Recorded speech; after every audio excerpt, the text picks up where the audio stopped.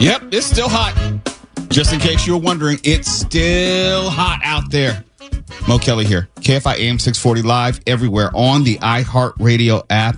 Just want to give you a show programming note. I know Tim Conway Jr. has talked about it, but I will be in with him Tuesday before the presidential debate, maybe 35, 45 minutes before the presidential debate begins on Tuesday. So Tim and I and Mark Thompson will have some analysis, some context, some predictions leading up to the debate on Tuesday evening. And the reason I mention that off the top is former President Donald Trump is going to be coming to L.A. next week for an evening fundraiser. And the evening fundraiser is going to take place 2 days after the debate. And the event is billed as evening reception. That's all they're calling it. They're keeping it under wraps. But it's scheduled for September 12th. And this is according to an RSVP page posted by the Trump 47 committee. But get this. If you think that you're going to be attending, well, you're probably not. Here's why.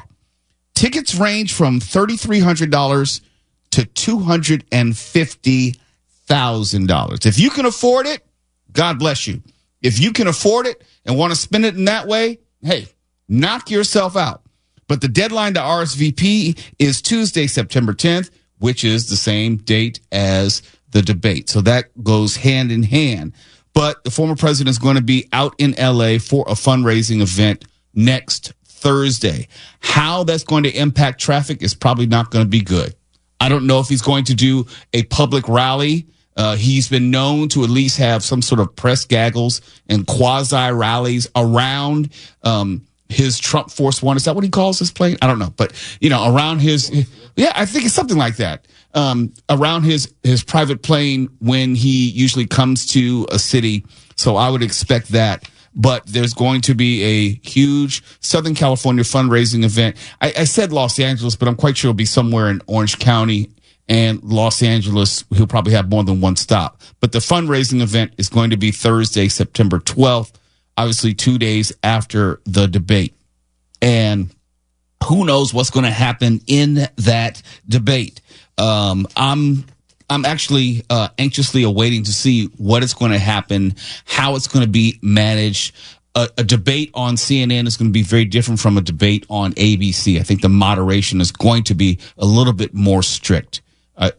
Just historically, the broadcast news networks handle the debates real differently from the cable networks. But we'll see all that on Tuesday.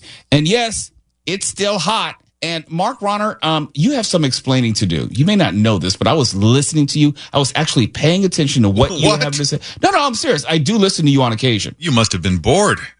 No, I wouldn't say that. It's just, because it's right before the show starts. And did I hear you correctly? Because we're going to talk about the weather in earnest next segment. But did I hear you correctly when you said that there was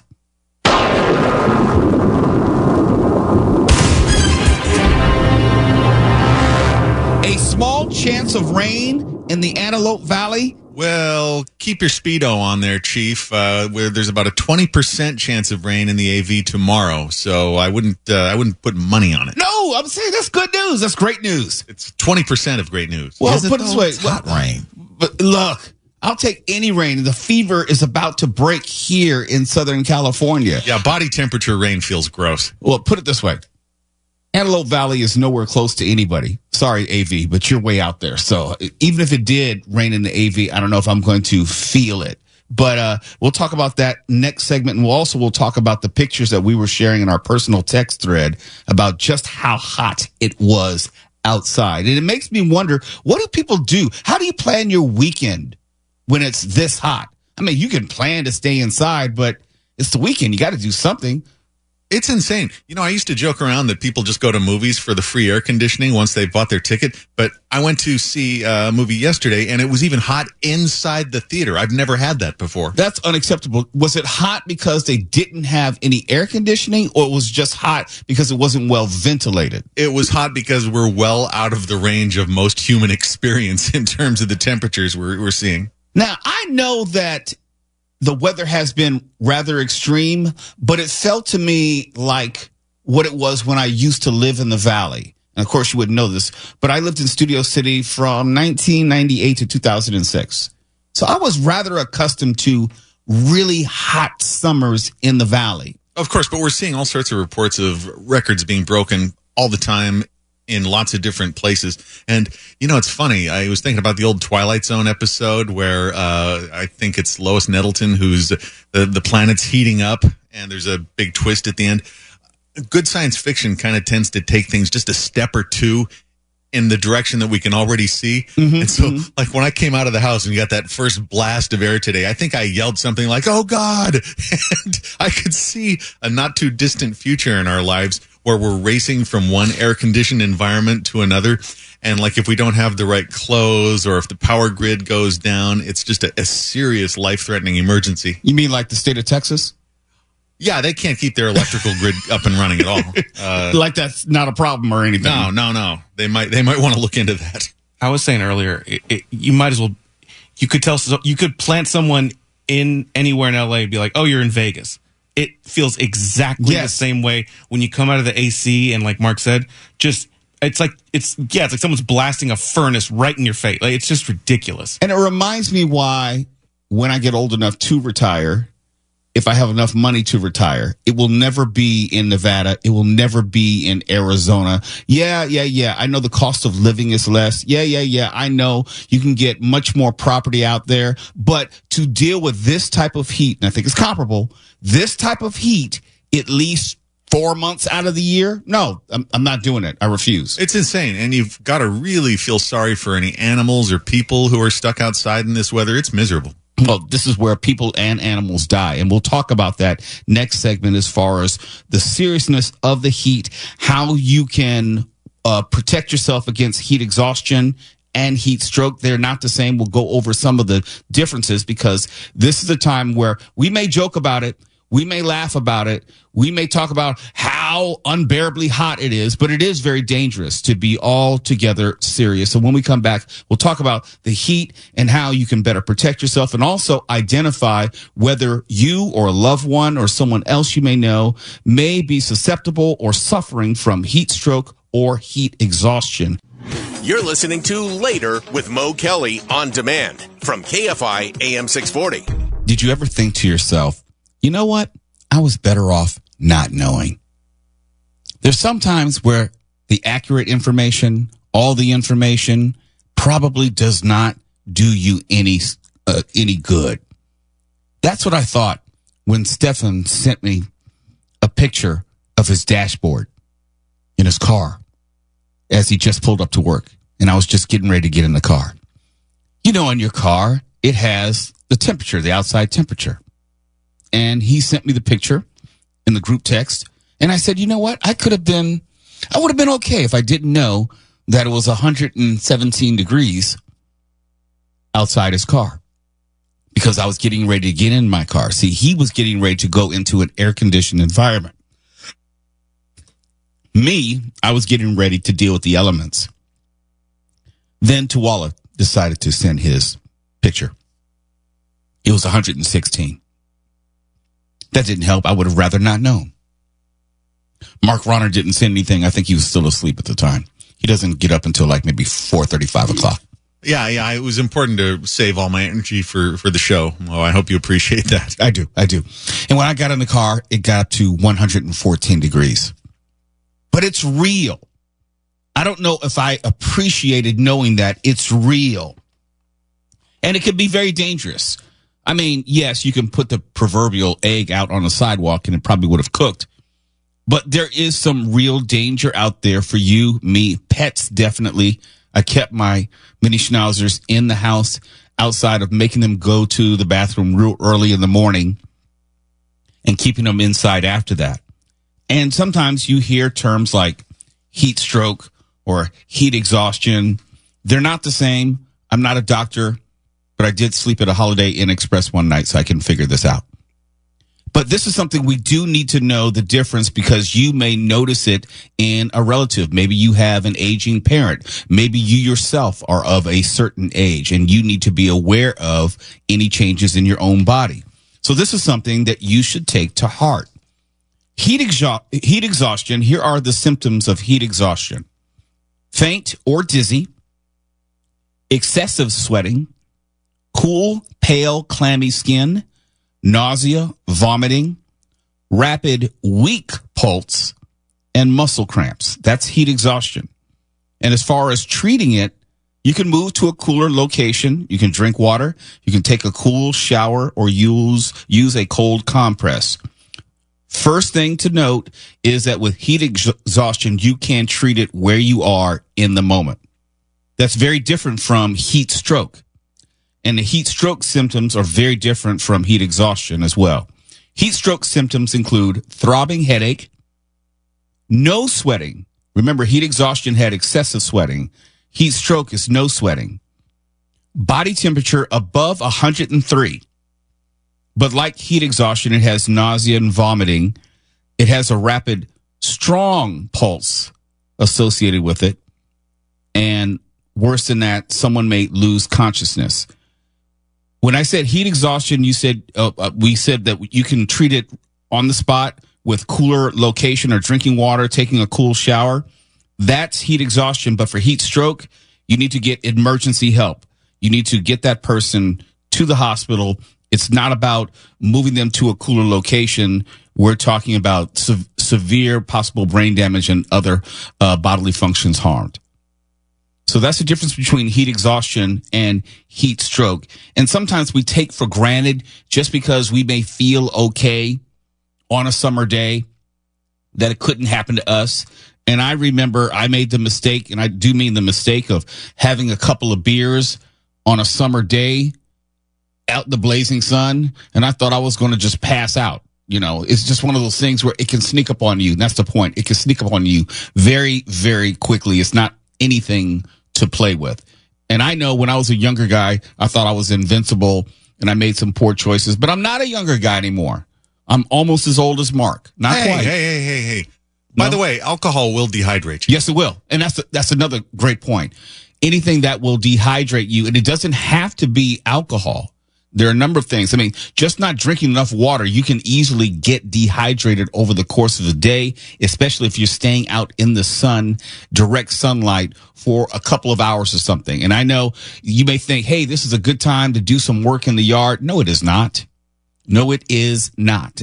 You may think that, well, you know what? It's 4 or 5 o'clock. It's cool enough now where I can do something. No, it probably is not. When I got in the car today, I should say, when I got out of the car today at 4 o'clock, my temperature gauge was registering 114 degrees.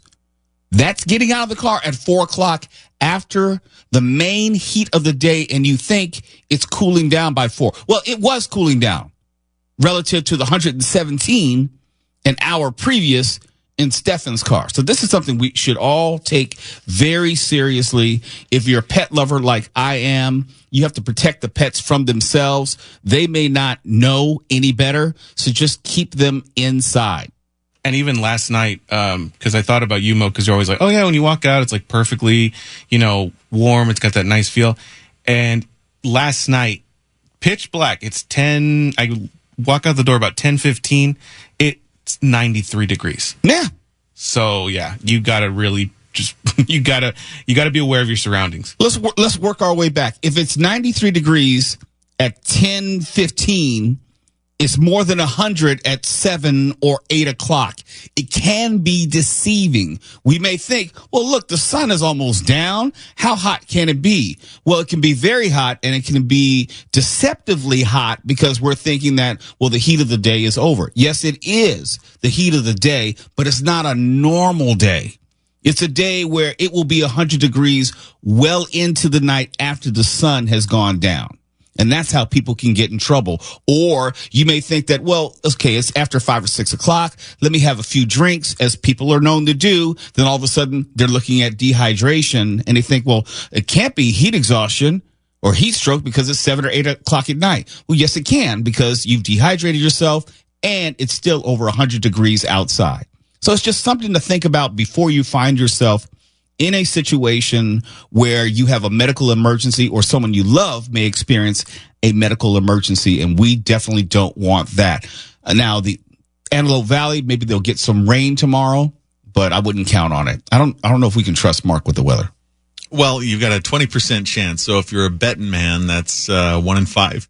That's not bad. And by the way, this heat can catch up on you. It can sneak up on you really, really quickly. A couple weeks ago, when it wasn't quite as hot as it was now, I decided this is a good day to move furniture. Bad idea, because even a task that you think is going to be just a few minutes, it can hit you hard fast. It can hit you hard, and your body is going to exert more energy. You're going to lose more water, and you'll find yourself more quickly dehydrated doing menial tasks, things that we would normally do, because the excessive heat, the oppressive heat, and it's not anything to play with. No, I wouldn't risk it. I wouldn't go running in this weather. I mean, we can't tell people what to do, but my personal experience of being in reasonable condition is that I have just been destroyed, like starting an activity that I think, this will just take a couple of minutes. And at the end of it, I could barely sit up straight. Well, like, for example, I'm teaching my Hapkido martial arts class tomorrow at 9 a.m., 10 a.m., and 11 a.m. And that's assuming anyone shows up for class. We've already moderated what we'll be doing. There won't be any real exertion. There won't be, running and kicking and punching and doing those things that we wouldn't think twice about on a normal day. But at 10 in the morning, it might be 90 degrees. Oh, yeah. So this is a good stretching day for martial arts. It'll be a stretching day. Exactly. We'll be stretching, meditation, might be theory. We'll talk history, things of that nature. You'll have a full class, but we don't want anyone to fall out. So from us to you, be smart when you make your choices, not only today, but tomorrow. It's Later with Mo Kelly. We have some good news and kind of sort of good news when we come back. LA homicides are down so far in 2024. But that's not exactly good news. It just means that we're killing fewer people this year so far. Maybe. You're listening to Later with Mo Kelly on demand from KFI AM 640. Let's talk about the homicide rate. And as we think of crime here in Los Angeles, the city, crime here in Los Angeles, the county, and Orange County, I know it probably means different things to different people depending on where you are.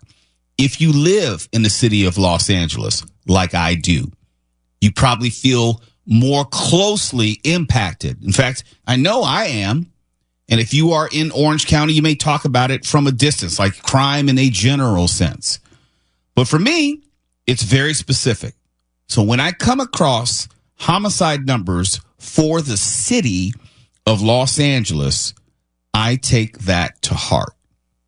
And although we can make heads or tails of statistics, we can make them seem like they are far more important than they are, they do give us some insight. And there is some insight here. And the takeaway is the homicide rate has dropped in the city of Los Angeles. Does that mean that overall violent crime has dropped? I don't think so. And I'm not sure it would make a difference to me if it did. I don't feel, and safety is more about feeling than anything. I don't feel safer this year than last year just because there are fewer so far. Let me put that in there. So far, there are fewer homicides in the city of LA. Let's talk specifics. The city's murder rate has dipped from last year, 2023, down 6.2%. There have been 198 homicides that took place within LAPD jurisdiction from January 1st through August 31st. And the year's not over, but this is the murder rate, as they say.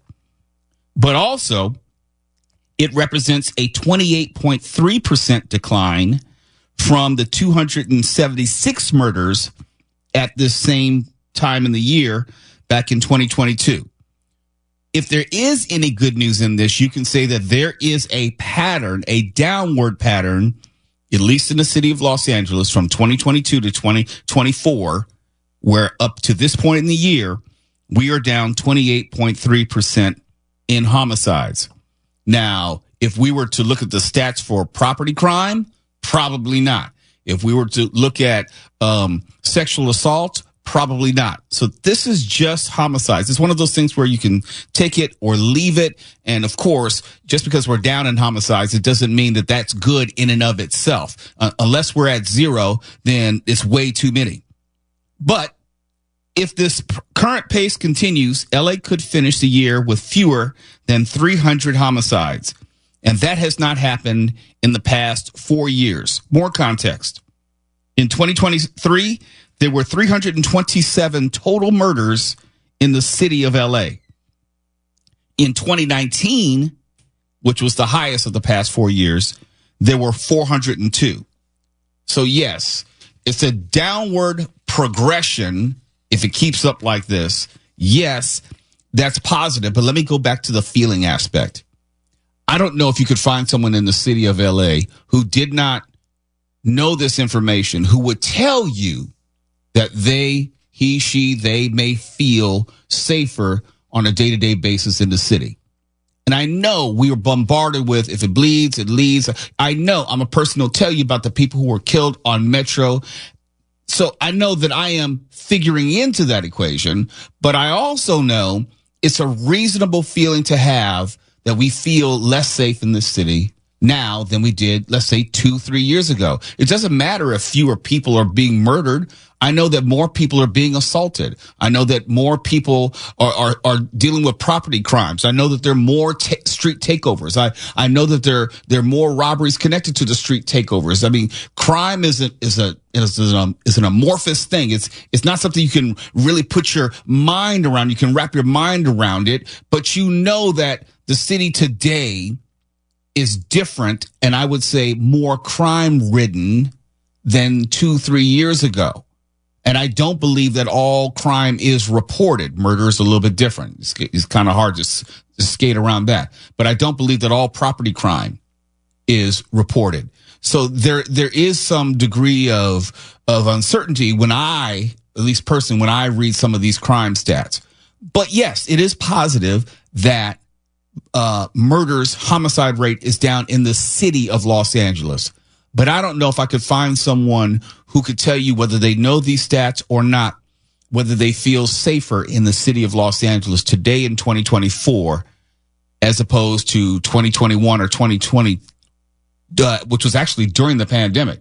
You know, I felt very safe in my house, not going anywhere, with the exception of maybe the grocery store. I mean, that was my pandemic experience. We were largely working from home, and I wasn't going anywhere except for the grocery store. I can't speak for anyone else in the studio, but I personally felt safer during the pandemic, regardless of what the numbers may have said. I don't know if I felt necessarily safer during the pandemic. I did feel more isolated. And when I would read the stories of how people were slowly but surely losing their mind, I said to myself, even before it started happening, I said to myself, this has changed people's perception. This has changed people's behavior. And it made me not afraid, but it did have it constantly in my mind that when we get back out, we are going to lose our collective minds. And we did. I feel we have. Yeah, we did. There's no doubt. And I remember thinking, like, we have forgotten how to coexist with each other. We lost all of our socialization skills. Now, for kids, it showed up in their work as far as being able to excel in school, retain information. For adults, we didn't know how to act at all, be it public transit, be it at the movies. I know Mark was getting ready to kill some people at the movies. It impacted us in a variety of ways. People have always been rude at movies. Now, I'll tell you, one thing that was a mistake for me during the pandemic is having the Nextdoor app on my phone. Because Nextdoor, if you aren't familiar with this, it's nothing but reports about home invasions in your neighborhood, people complaining about just ridiculous stuff that normally an adult wouldn't take up their time with. I'm guessing the aggregate IQ of the posters on Nextdoor is not in the triple digits, but it'll make you paranoid because it's lots and lots of reports of home break-ins. It does, because I made the mistake of getting on my Ring app, and they'll tell you about the crime, at least what people think is happening. They'll say, and they'll post videos of, this is someone who just ran through my backyard, or someone who stole a bicycle off my porch. And it starts to affect you because you know it's real and you know it's close in proximity. Yeah, it may be anecdotal, but it's still what's in front of your eyeballs, and that leaves an impression. It's like, it makes me think of the time that I was writing scripts for House MD, the old medical show, the games. You may realize intellectually that you've got a very slim to zero chance of catching disease X, Y, or Z, but if you're exposed to information about it, it's going to be at the top of your mind. Well, let's change this from homicides to homelessness. Now, someone can tell me that homelessness may be down in LA, and I'm quite sure there's stats to back that up because of the increased efforts to address it. But anecdotally, if I step outside my house, no, it isn't. From just what I see in my very small window of community, when I'm driving to work, when I'm leaving my house and going down the street, as far as I'm concerned, homelessness has not changed. It has not decreased. If anything, it's increased. Does that mesh with the actual stats? I don't know. But a lot of times we are prisoners of our immediate environment. And if we feel, going back to homicides, that we live in a more violent community or society now, I don't care about how many stats that you show me. This report could have come out and said there were only 12 homicides this year. I don't think it would have changed how I felt one way or the other. Well, it's also not, the variation from one year to the next is not giant. I constantly see these charts showing how huge an outlier the United States is for gun deaths compared to every other developed nation. We're still way, way up there. Well, not only that, going back to what I was saying last night about gas stations, the homicide rate could be 0 in LA. I'm still not stopping my black ass at a gas station at 10 o'clock at night. Well, I mean, me neither. You're half black one. Yeah, yes. Look, I don't care if the homicide rate was down to 12. My first thought is, man, I could have been one of those 12. Right. That's all I think. That's all I heard was I could have been one of those 12. But because the people who were murdered for whatever reasons do not care, and their families do not care about a decrease in the homicide rate. Not one bit. Right. It's Later with Mo Kelly. On the other side, we have a little bit of good news. We're going to tell you about the best places to work in the country. And, California must be in there somewhere if we're talking about it. So for all the bad news we have about California, maybe there's some good news when it comes to that. We'll find out in just a moment. You're listening to Later with Mo Kelly on demand from KFI AM 640. There's a new study by Oxfam America, and it ranked the states based on wage policies, worker protections, and employees' rights to organize to decide which state is the best place to work in the country. And this latest report gathered data from all U.S. states, districts, and territories, including Puerto Rico and Washington, D.C. So with that, let's get into it. The best places to work in America, according to Oxfam America. Number 10.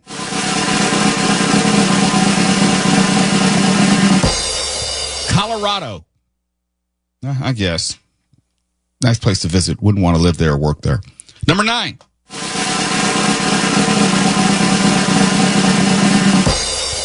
Connecticut. Number 8.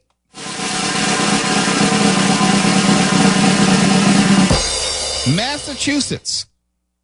Number 7.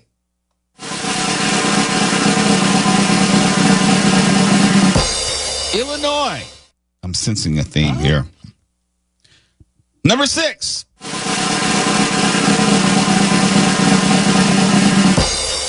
New Jersey. I wouldn't want to live there, much less work there. Yeah. There's nothing in New Jersey. Not a damn thing. Number 5. The great state of Mark Ronner, Washington. Number 4.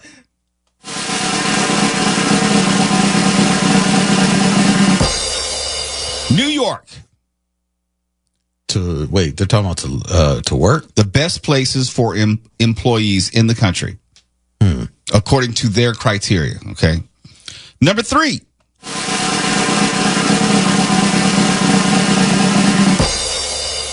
Oregon. Really? Okay. It's nice, and they've got Powell's books there. Okay. Yeah. Number 2.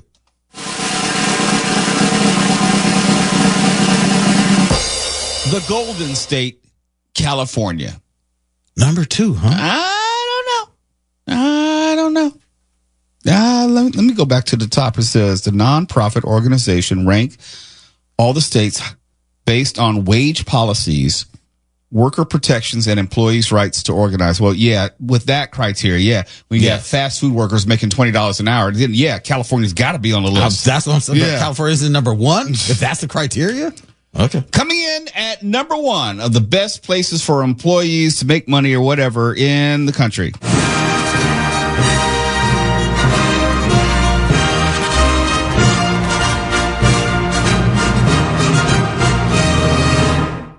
Washington, D.C. That's accurate. Given their criteria, that's accurate. Okay, the criteria. Okay. I keep forgetting the criteria. Yes. Okay, I'm going to couch it that way. All right? Given the criteria, talking about wage policies, worker protections, and employees' rights to organize. I would say, put another way, the most pro-union places in the country. New Jersey isn't higher? Well, you know. I thought Jersey was the home of the union. Number 6, according to this list. Okay. You know, I'm kind of curious. What are the worst states? Want to make any predictions? All in the South. I'm just going to put it out there. That would be my guess. Coming in at number 10, as far as the worst states to work, given the criteria which was used.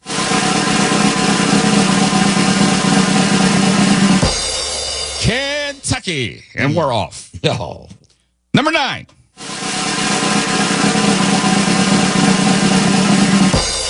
A little wrinkle. Wyoming. Not the South, but South-ish. South-ish, Midwest-ish. Yeah. Mm-hmm. In mentality, not geography. Yeah. Number 8.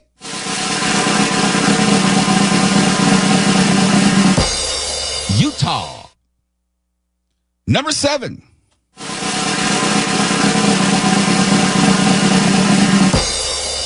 Texas. Definitely. I know a lot of folks. Number 6.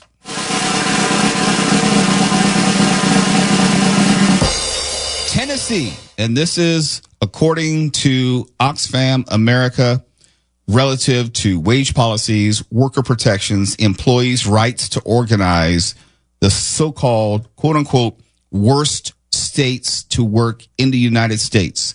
Number 5.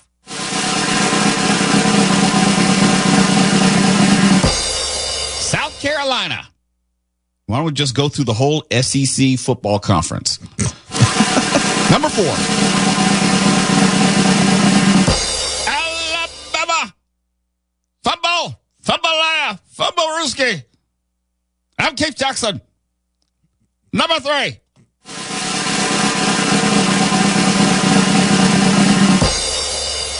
Georgia. I don't sense a theme anymore. I see a pattern. Shocking. Coming in at number 2.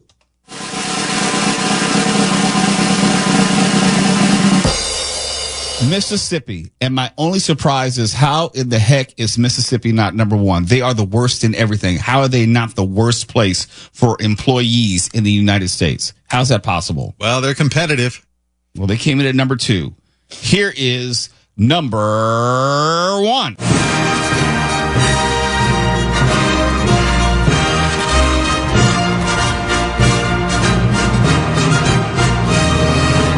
North Carolina. I'm actually surprised. I didn't think North Carolina would even be in the top 10 according to this criteria.